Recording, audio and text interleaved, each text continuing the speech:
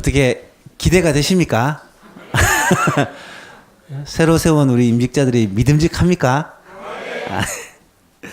예. 찬양은 장로님 부부보다는 조금 못하신 것 같지만, 그 가사가 너무 좋아요. 앞으로 하나님 앞에 모든 문제 들고 나가 기도로 아뢰겠다는 그런 결심이 이 가사에 담겨 있다고 믿습니다. 우리 임직자들을 통하여서 기도의 불이 일어나고 하나님의 은혜가 우리 교회에 부어지는 귀한 통로가 될 수 있기를 간절히 바랍니다. 오늘 말씀 가지고 하나님의 훈련학교라는 제목으로 지난주에 이어서 말씀을 좀 나누려고 합니다. 우리 교회에 지나온 스토리를 들었는데요. 뭐 누구나 부인할 수 없습니다. 하나님의 훈련학교를 우리는 지나고 있습니다. 하나님이 우리를 어떻게 쓰시려고, 얼마나 크게, 얼마나 위대하게, 아름답게 쓰시려고 이런 훈련을 시키시는지 모르겠지만, 지난 몇 년 동안 하나님이 우리를 고민하게 하시고, 기도하게 하시고, 하나님 앞에 겸비하게 하시고, 겸손하게 하시고, 낮아지게 하셨습니다. 그런 이유가 무엇이겠습니까? 준비되어 마지막 때 하나님의 나라를 위해 귀하게 쓰시기 위함이라 확신합니다. 우리의 소망교회가 하나님께 붙들려서 정말 쓰임받는 교회가 되기 위해서는 이런 훈련 과정 가운데 하나님을 더 의지하고 하나님께 기도하고 하나님만을 바라보는 이 훈련들을 잘 감당해야 할 것입니다. 이 훈련 기간 동안 우리가 꼭 받아야 될 훈련이 있는데요. 하나님의 훈련학교에서 받아야 할 훈련을 지난 시간 두 가지를 말씀을 드렸습니다. 첫 번째는 하나님의 뜻을 묻는 훈련입니다. 본문 2절에 보니까 다윗이 여호와께 묻자와 이르되 내가 가서 이 블레셋 사람들을 치리까? 여호와께서 다윗에게 이르시되 가서 블레셋 사람들을 치고 그 일날을 구원하라 하시니. 다윗은 자기 자신도 추스르기 힘든 내 코가 석자인 상황이었지만 그 일나가 블레셋 사람들에 의해 침을 받았다는 소리를 듣고 하나님 앞에 기도합니다. 하나님의 뜻을 묻는 거죠. 그랬더니 하나님이 응답하셔서 다윗으로 하여금 하나님의 뜻에 순종하고 그렇게 일하도록 하십니다. 여러분, 하나님의 뜻을 묻는다. 물론 당연히 해야 되죠.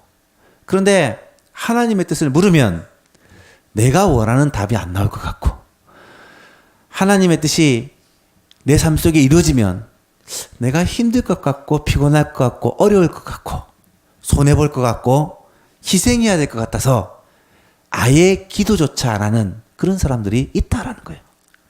솔직히 우리 마음에 그런 마음은 없습니까? 많은 청년들이 은혜 받는 것을 무서워합니다. 왜요? 은혜 받으면 헌신할까봐. 하나님이 내보고 목사를 할까봐, 선교사를 할까봐. 그래 은혜를 받는 것을 무서워한대요. 그런 사람한테 제가 늘 합니다. 너 같은 마음 가진 사람들 절대로 안 시킨다. 걱정하지 마라. 하나님 은혜 주셔야 우리의 삶도 살 수 있고요. 하나님의 뜻을 이룰 수 있고요. 교회가 교회다울 수 있고요. 우리의 삶이, 우리의 인생이 하나님의 자녀다운 인생을 살 수가 있습니다. 이 은혜가 우리 교회에 꼭 필요하다는 거예요. 그렇다면 하나님의 뜻을 어떻게 물어야 되느냐? 묻는 방법이 무엇이냐? 지난 시간에 말씀을 드렸지만 먼저는 예배 시간에 하나님의 종을 통하여 주시는 말씀이 하나님의 음성이다라고 말씀을 드렸어요. 하나님은 주의 종을 통해 이 말씀을 풀어서 설교하면서 가장 쉽게 들을 수 있도록 말씀해 주십니다. 그 말씀을 듣고 그대로 믿고 그대로 순종하면 하나님의 뜻대로 살아가는 겁니다. 또한 신앙의 수준이 점점 자라면 이제는 스스로 말씀을 읽고 말씀을 묵상하는 그런 단계로 자라나야 된다라고 말씀을 드렸습니다. 그래서 어제 제가 기억하기로는 다 약속하신 것 같아요. 1년에 성경을 최소 한 번은 읽겠다. 약속 다 하셨죠? 예, 지금 14분만 아멘 하셨는데, 나머지는 갈등 중인 것 같은데, 예, 하나님의 말씀을 읽고 묵상하는 것은요, 이것은 신앙생활에 있어서 선택이 아니라 필수요, 생명과 같은 것입니다. 그래서 말씀을 매일매일 양식처럼 먹고 그 말씀을 읽고 묵상하며 순종하는 훈련을 해야 된다는 거예요. 이렇게 하나님의 음성을 듣는, 하나님의 말씀을 듣는 훈련을 할 때 우리가 비로소 하나님께서 쓸 수 있는 그릇으로, 그런 하나님의 일꾼으로 준비되어져 가는 것입니다. 두 번째로 무슨 훈련을 해야 되느냐? 믿음의 동력자들과 함께하는 훈련을 해야 한다는 것입니다. 3절 4절에 보니까 다윗의 사람들이 그에게 이르되 보소서 우리가 유대에 있기도 두렵거늘 하물며 그일라에 가서 블레셋 사람들의 군대를 치는 일을 이리리까 하니라. 여러분, 사람들의 마음이 충분히 이해가 되죠. 지금 우리가 유다에 있어도 사울의 칼을 피하여 도망하는 것이 너무 힘든데, 지금 너무 지역을 우리가 도와줄 그런 여력이 없습니다 라고 말하고 있어요. 충분히 이해가 되는 상황입니다. 우리 교회가 개척교회잖아요. 이제 설립 1주년 된 교회인데, 지금 우리 상황도, 우리 교회에 재산 하나도 없는 거 아시죠? 재산이 다 빚이잖아요. 그런데 지금 선교를 하고 구제를 하고 뭐 하나님의 일을 한다는 게 됩니까? 그렇게 생각할 수도 있습니다. 우리가 좀 안정이 되고 그래도 교회 건물이라도 짓고 그래도 사람들이 좀 세워지고 이러고 나서 일합시다 라고 말할 수도 있어요. 아직까지 그렇게 말하는 사람 한 번도 못 봤습니다. 하지만 하나님의 뜻은 그게 아니잖아요. 그죠? 하나님의 뜻은 무엇인지 다윗은 물었어요.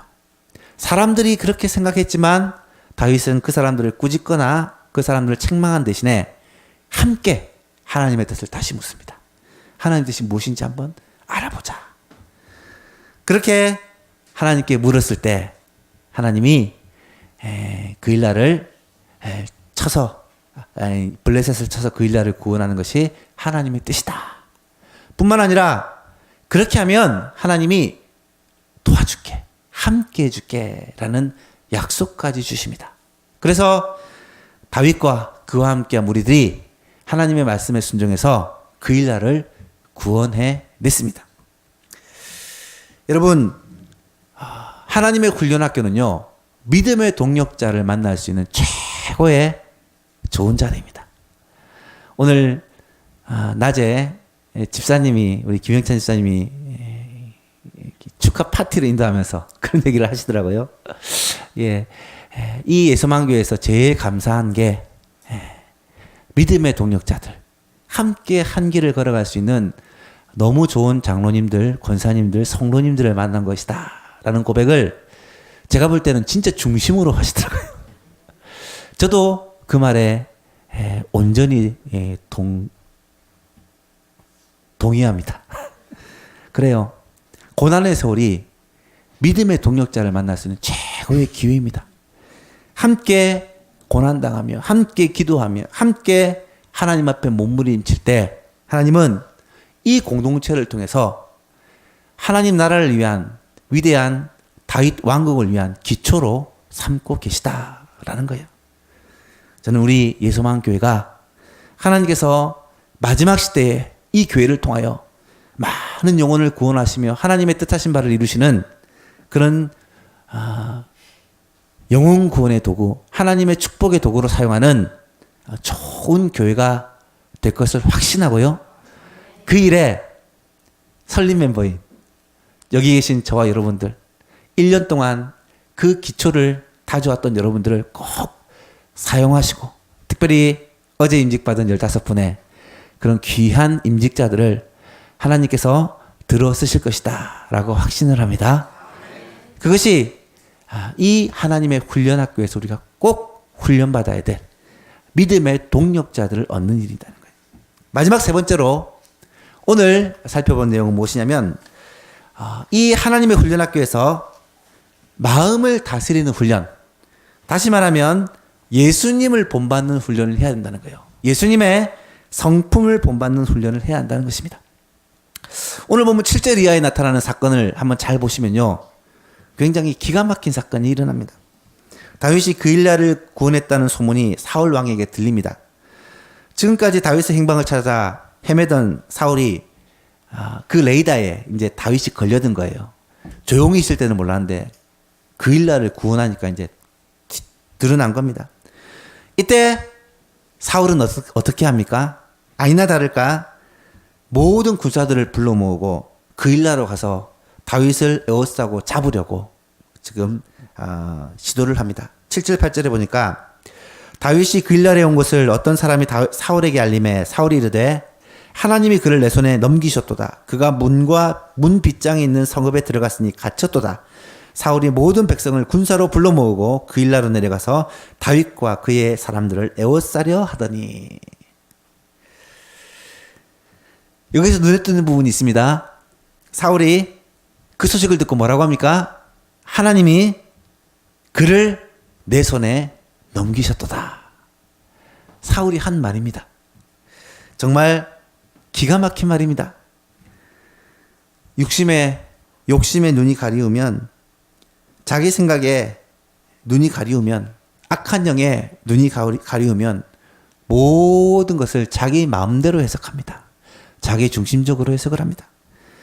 목숨을 위해 도망하는 상황에서도 그일라를 불쌍히 여기고 구원한 그 다윗을 칭찬하고 기특하게 생각하지는 못할 망정, 자신의 잘못을 깨우치고 회개하고 하나님 앞에 엎드리지는 못할 망정, 하나님이 다윗을 내 손에 넘긴 거다, 이렇게 생각하고 있다는 거예요. 이때 다윗은 어떻게 합니까? 다시금 하나님 앞에 엎드립니다. 철저히 훈련을 받았기 때문에 무슨 일이 생기면 그 얘기를 듣고 항상 하나님 앞에 묻는 것이 이제는 자동이 되어 있습니다. 9절 말씀을 보시니까 다윗은 사울이 자기를 헤아려 하는 음모를 알고 제사장 아비나답에게 이르되 아비아달에게 이르되 에봇을 이리로 가져오라고, 다윗이 이르되 이스라엘 하나님 여호와여, 사울이 나 때문에 이 성읍을 멸하려고 그일라로 내려오기를 꾀한다 함을 주의 종이 분명히 들었나이다. 그일라 사람들이 나를 사울의 손에, 그들의 손에 넘기겠나이까? 주의 종이 들은 대로 사울이 실제로 내려오겠습니까? 라고 묻습니다. 이스라엘 하나님 여호와께서 여호와여 원하건대 주의 종에게 일러 주옵소서 하고 기도합니다. 다윗은 두 가지 질문을 한 거예요. 첫 번째 질문은 하나님이 정말, 사울이 정말로 나를 잡으러 내려오겠습니까? 라는 질문을 한 거예요. 하나님이 그래 내려온다 라고 대답을 해주십니다. 그러면 이 그일라 사람들이 나를 사울에게 넘겨주겠습니까? 라고 질문을 한 거예요. 그랬더니 하나님이 그들이 너를 넘겨줄 것이다 라고 대답을 해주십니다. 만약에 보통 사람이라면 여기서 뚜껑이 열렸을 것입니다. 아니, 우리는 목숨을 걸고 내 상황이 이런데도 불구하고 그일라를 구원하기 위해서 목숨을 걸고 블레셋 사람들과 싸워 이 그일라 주민을 건져 주었는데, 그일라 사람들이 우리를 배신하고 우리를 사울의 손에 넘긴다는 것이 말이 되느냐? 아마도 인간적으로 굉장히 마음이 상했을 것입니다. 하지만 또 한편으로는 충분히 이해가 될 것입니다. 왜 그러죠? 왜죠? 사울이 만약에 다윗이 있는 이 성읍을 둘러싸서 내놔라 했는데 다윗을 내놓지 않는다. 그러면 어떻게 할까요? 아마 그일라 이 성읍 전체를 다 멸하고 불태우고 다 죽일 것입니다. 앞에서 보았지 않습니까? 사울에게 떡과 칼을 주었다는 이유만으로 이미 높 땅의 제사장들과, 제사장뿐만 아니에요, 모든 가족들과 모든 사람들과 소와 양과 짐승까지도 다 죽여버렸던 사울이 아닙니까? 그런 사울이 만약에 그일라가 다윗을 감싸려 한다면 분명히 그일라를 다 죽이고 초토화시킬 것이 뻔하기 때문입니다. 그일라 주민의 입장에서는 살기 위해 어쩔 수 없이 다윗을 내놓아야만 되는 그런 상황이죠. 이때 어떻게 합니까? 13절에 보니까 다윗과 그의 사람 600명 가량이 일어나 그일라를 떠나서 갈 수 있는 곳으로 갔더니, 이것도요 성경을 읽다 보면 이렇게 참 가슴에 딱 와닿는 부분이 있어요. 그일라를 떠나서 무슨 숲으로 동굴로 이런 말도 없습니다. 갈 수 있는 곳으로 갔더니, 이 말은 말 그대로 정해지지 않는 곳을 찾아서 헤매 다니는 거예요. 다윗이 그일라에서 피한 것을 어떤 사람이 사울에게 알림해 사울이 그일라 치는 것을 그쳤다라고 기록을 하고 있습니다. 여러분, 이때 다윗과 함께한 사람이 600명입니다. 600명이나 되는 사람들을 데리고 다윗은 다시 광야로 갑니다. 다시 방황을 합니다. 여러분, 한 번 방황한 사람은요, 정착을 하고 나면 방황하기가 정말 힘듭니다. 다윗과 함께 600명은 방황하며 다닐 때 그 고생을 너무 잘 알고 있기 때문에 그일라에 정착해서 조금 편안하게 사는가 싶었는데 다시금 떠돌이 생활을 해야 한다는 얘기를 들었을 때 아마 절망감이 찾아왔을 것입니다. 다윗의 심정을 묵상해 보았습니다. 다윗이 600명의 지도자입니다. 그리고 하나님께 물어서 그일라를 구원했습니다. 그랬다면 하나님께서 이 다윗과 그 무리들에게 은혜를 베풀어야 하지 않을까요?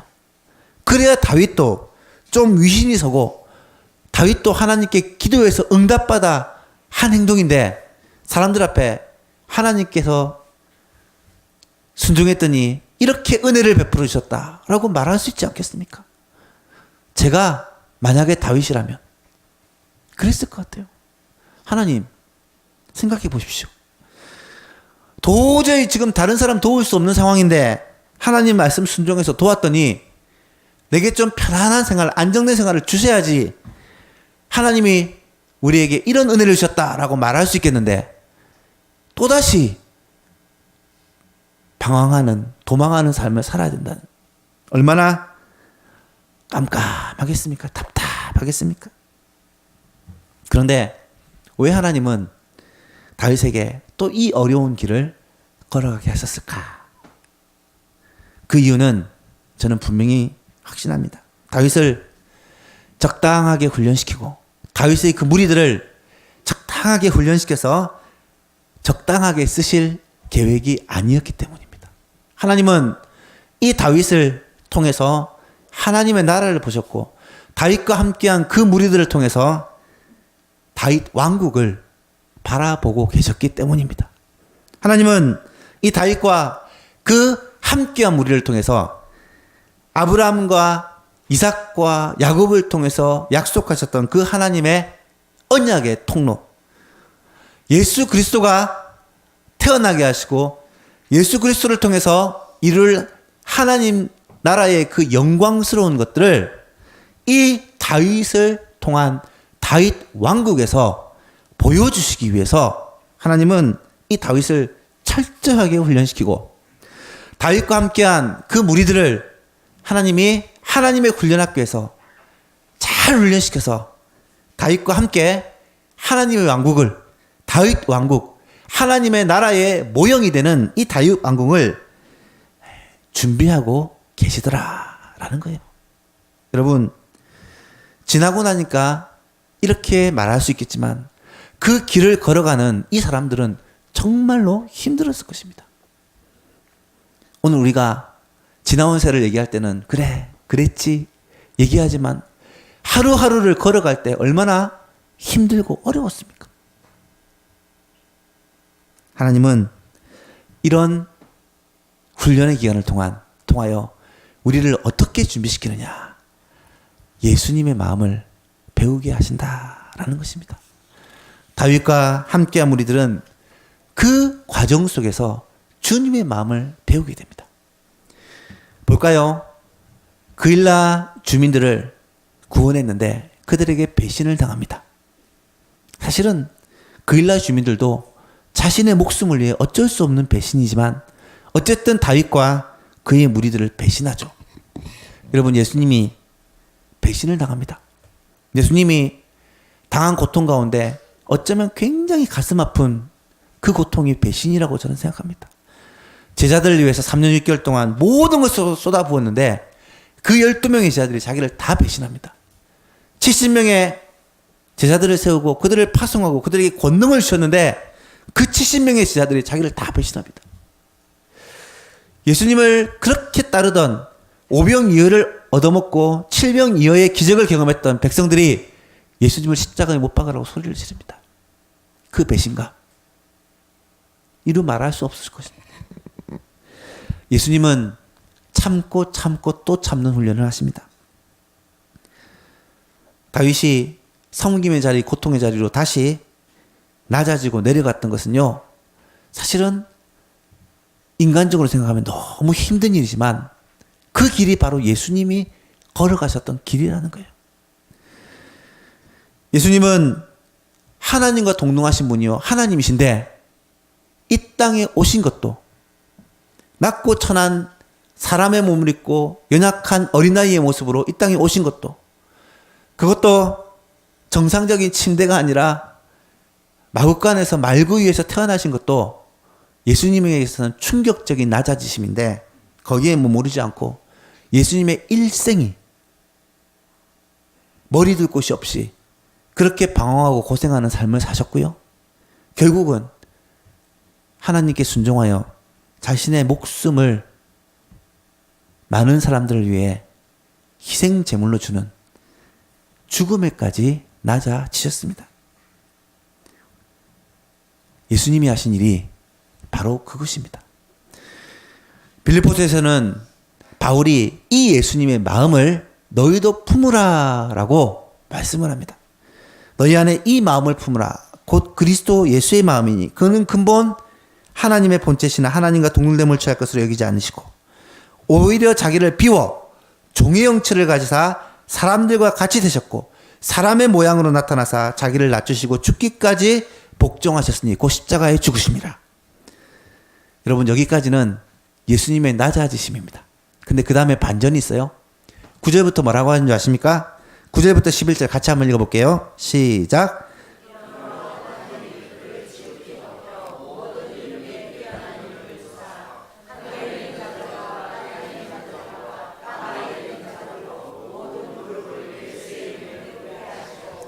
모든 입으로 예수 그리스도를 주라 시인하여 하나님 아버지께 영광을 돌리게 하셨느니라. 아멘. 우리가 해야 될 일은요, 끝까지 낮아지는 일입니다. 그런데 우리를 높이시는 분이 누구시라고요? 하나님이시라는 거예요. 예수님은 끝까지 낮아주시고 자기의 생명까지 주셨는데 하나님이 예수님을 지극히 높여요. 모든 이름 위에 뛰어난 이름을 주셨고 모든 무릎을 예수님 앞에 꿇게 하셨고 예수님을 주라 시인하게 하셨습니다. 여러분, 우리가 해야 될 일은요, 끝까지 낮아지고 충성하고 순종하는 일인데 그럴 때 하나님이 우리를 높여주신다는 거예요. 우리에게 놀라운 은혜와 영광을 보여주신다는 사실입니다. 사실 이것을 믿지 않으면 끝까지 낮아지고 기다리고 인내할 수 없어요. 다윗이 끝까지 인내할 수 있었던 것은 바로 이 하나님을 믿고 의지했기 때문입니다. 그 고백이 다윗의 시편에 많이 나타나 있습니다. 하나님이 다윗을 붙드시고 하나님이 다윗에게 은혜를 베푸시고 특별히 포기하지 않고 끝까지 순종할 수 있도록 힘을 주셨다라는 사실을 우리는 곳곳에서 보게 됩니다. 대표적인 것이 오늘 본문 14절의 말씀이에요. 14절에서는 이렇게 말씀합니다. 같이 한번 읽어볼까요? 시작.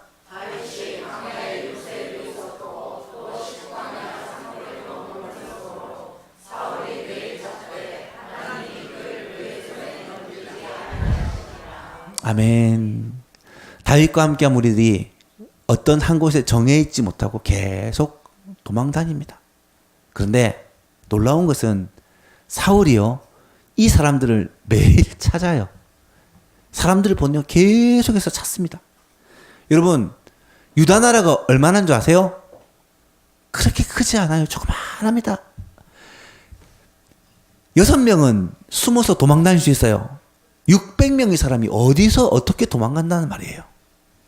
근데 매일매일 찾는 사울의 눈에 하나님이 때론 이 무리들을 가리워 주시고, 때로는 도망가게 해주시고, 때로는 구원해 주시고, 하나님의 방법으로 사울이 매일 찾되 하나님이 그들을 그의 손에 넘기지 아니하셨다라고 말씀하고 있어요. 저는 이것이 하나님의 훈련학교에서 맛볼 수 있는 하나님의 은혜라고 믿습니다. 만일 고난과 훈련만 계속되고요, 은혜가 없으면요 아무도 견딜 수 없어요. 고난과 훈련이 계속되는데 하나님 주시는 그 은혜가 없고, 하나님 주시는 그 권능이 없고, 하나님 주시는 그 위로가 없다면 아마 다 넘어지고 말 것입니다. 하나님은 우리의 연약함을 아시기 때문에 때를 따라 도우시는 주님의 손길을 베풀어 주시고요, 우리가 낙심하지 않고 우리가 포기하지 않게 하기 위해 하나님께서 우리에게 힘을 주시고 능력을 주신다는 거예요. 그것 때문에 우리가 하나님의 훈련학교에서 능히 이겨낼 수가 있습니다. 히브리서 4장 말씀에서는 이 은혜를 이렇게 표현합니다. 우리에게 있는 대제사장은 우리의 연약함을 동정하지 못하실 리가 아니요, 모든 일에 우리와 똑같이 시험을 받은 이로되 죄는 없으시니라. 15절 같이 한번 읽어볼까요? 그러므로 우리는 긍휼하심을 받고 때를 따라 돕는 은혜를 얻기 위하여 은혜의 보좌 앞에 담대히 나갈 것이니라. 아멘. 긍휼하심을 받고 때를 따라 돕는 은혜를 받기 위해 은혜의 보좌 앞에 담대히 나가야 된다라고 말씀합니다. 여기서 은혜의 보좌가 무엇입니까? 우리 성경을 공부하신 분들은 알 거예요. 이 은혜의 보좌는 은혜를 베푸는 장소, 은혜를 베푸는 장소, 시은소, 시은좌. 이거는 구약시대에 율법이 담긴 이 법궤의 뚜껑이 바로 속죄소 혹은 시은소라고 부르는 그런 뚜껑이 있습니다. 이 뚜껑은 두 천사가 서로 날개를 펴고 마주보는 모습으로 만들어진 이 순금으로 만들어진 뚜껑인데, 그곳에 하나님의 임재가 있었기 때문에 그 임재의 장소를 시은좌, 시은소, 은혜를 베푸는 장소라고 불렀던 것입니다. 여러분, 이것은 무엇을 의미할까요? 저는 이것이 예배를 의미하고 기도를 의미한다고 확신합니다. 하나님의 임재를 맛보고 하나님이 우리와 함께 하시고 우리를 도우시고 때를 따라 돕는 은혜를 주시는 자리가 어디냐면 예배의 장소요, 기도의 자리라는 거예요. 왜 예배가 중요하고 왜 기도가 중요합니까? 하나님의 은혜를 맛보는 자리이기 때문입니다. 하나님이 우리를 훈련 가운데 도와주시고 위로하시고 힘주시고 권능을 주셔서 감당할 수 있도록 해주시는 자리가 예배의 자리요, 기도의 자리이기 때문이에요. 그래서 훈련 가운데 예배의 자리, 기도의 자리를 놓치면 결국은 훈련이 아니라 시험에 들고 말게 된다라는 사실입니다. 사랑하는 예수만교회 성도 여러분, 하나님의 훈련 가운데 예배의 자리를 목숨처럼 여기는 여러분 되시길 바랍니다. 예배의 자리를 놓치면요, 시험 받고 맙니다. 기도의 자리를 놓치면 시험에 들고 맙니다. 하나님의 훈련이 우리의 힘으로 절대로 이겨낼 수가 없어요. 하나님이 베푸시는 은혜와 하나님이 공급하시는 힘이 필요한데, 어디서 은혜를 베푸시느냐? 예배의 자리, 기도의 자리에서 은혜를 베푸시는 것을 깨달아 알기를 간절히 바랍니다. 그래서 하나님의 훈련학교에서 예배와 기도를 통해 하나님을 만나고 힘을 공급받아 우리가 예수님이 걸어가셨듯이 예수님의 그 모습을 그대로 본받으면 하나님이 때가 되면, 졸업할 때가 되면 우리를 높여주시는데, 인간적인 생각, 내 방법과는 전혀 상관없이 하나님의 방법으로 우리를 높여주시고 우리를 통하여 하나님의 위대한 놀라운 역사와 하나님의 계획을 이루는 귀한 통로로 사용해 주실 것입니다. 이 말씀들을 꼭 기억하시고, 우리가 하나님의 훈련학교에 있고요. 지금 우리 교회가 하나님의 훈련학교에 있다라는 것을 우리가 마음속에 새기고, 우리가 어떤 훈련을 받아야 되느냐? 세 가지를 말씀드렸어요. 처음에는 나왔습니까? 하나님의 뜻을 묻는 훈련. 하나님의 뜻이 무엇입니까? 말씀을 펴놔야 돼요. 덮어놓고 예수 믿으면 안 돼요. 펴놓고 믿어야 됩니다. 말씀에 귀를 기울이고 눈을 기울이고 하나님의 말씀을 듣는 훈련을 해야 되고, 두 번째는 믿음의 동력자, 함께하는 믿음의 동력자들을 귀하게 여기고 이 공동체 안에서 함께 신앙생활하는 좋은 기회로 이 훈련의 시간을 삼아야 되고요. 마지막 세 번째는 예수님의 마음, 예수님의 그 성품을 본받는 훈련, 바로 우리의 마음을 다스리는 훈련을 해야 된다는 거예요. 그것은 어떤 방법을 통해서요? 예배와 기도를 통해 하나님의 은혜를 맛보고 누리며 하나님의 도우심과 위로하심과 함께하심을 맛보고 누릴 때 가능하다라는 사실을 기억하고, 이 훈련의 시기가 우리에게 있어서 참 축복의 시기가 될 수 있도록 찬양 가사 그대로 우리가 가는 이 고난의 길이 축복의 길이라는 사실을 깨닫고 하나님 앞에 이 길을 기쁨으로 걸어갈 수 있는 모든 예수만 교회 성도님 될 수 있기를 간절히 바랍니다.